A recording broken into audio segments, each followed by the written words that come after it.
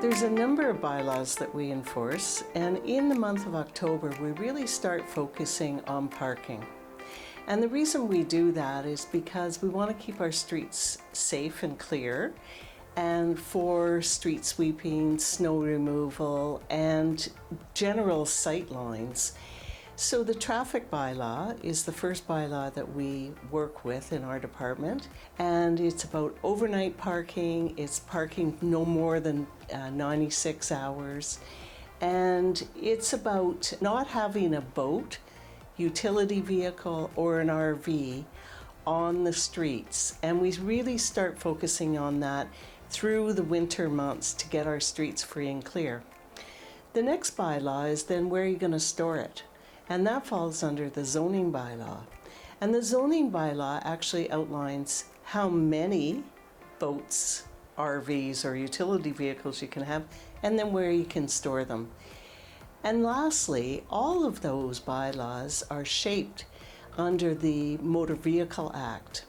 And the Motor Vehicle Act is a provincial bylaw that really states out how any municipality or the province can be governed under the Motor Vehicle Act. One of the things that's important to note with the Motor Vehicle Act is that the vehicle needs to be coupled to the trailer or the boat because of brakes and not rolling down our hilly streets here in Port Alberni.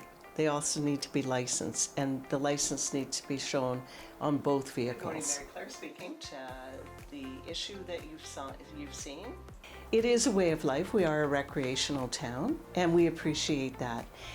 But we ask people to educate themselves, because we want to be equitable for all, and not just on one particular street. It really applies to all of us.